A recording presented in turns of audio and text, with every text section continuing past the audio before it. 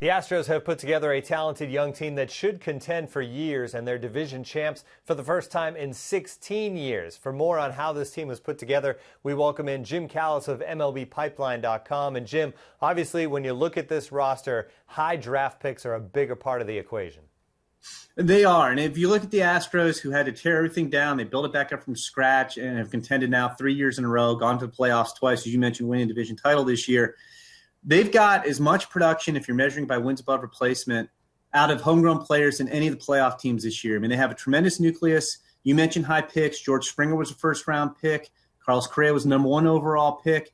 Alex Bregman was the number 2 overall pick. Lance McCullers was a supplemental first-round pick. They also have gotten contributions I don't think anybody could have seen coming from a couple of guys who weren't highly regarded. Jose Altuve was not a big-ticket signing when they signed him internationally back in 2006. He might be the MVP this year. I mean, and it seems like he keeps getting better year after year. And Dallas Keuchel was a 7th-round pick back in 2008, kind of a finesse pitcher. And he's been consistently one of the better pitchers in the American League over the last 3 or 4 years. So a lot of homegrown success has really fueled the Astros' success. They've also made some key trades, none bigger right now than the one that they made really just a month ago to get Justin Verlander.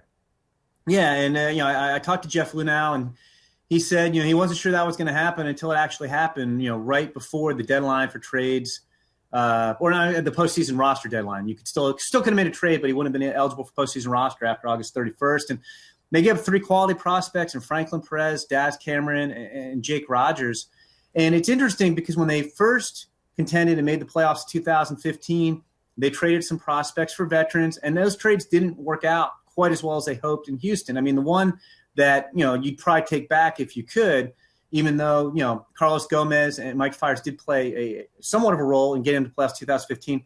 They gave up Josh Hader and Brett Phillips and Domingo Santana as part of a 4-package play to the Brewers, and that has not made the Astros shy about continuing to do that when they need to do it. They wanted a veteran catcher in the offseason. They gave up 2 really good arms, and albeit far away from the big leagues, in Albert Abreu and Jorge Guzman to the Yankees. They made the Verlander trade. They made in December 2015, they got Ken Giles from the Phillies in exchange for 5 players, including former number 1 overall pick Mark Appel, and that trade's worked out pretty well for them. They made some nice under-the-radar moves that have really paid off big. 2011, they got Marlin Gonzalez in the Rule 5 draft via the Red Sox. I mean, he's exceeded all expectations. He's played a variety of positions and been very productive.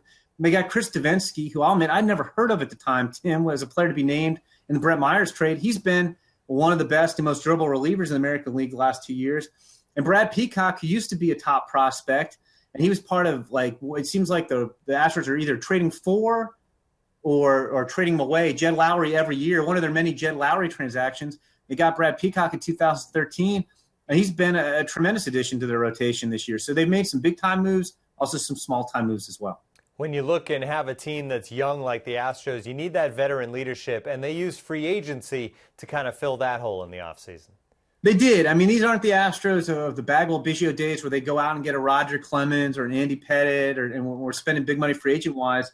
This year it was more to fill holes. Josh Reddick has been their best free agent signing. I mean, he's given them exactly what they wanted in right field. But, Charlie Morton has played a nice role in the rotation.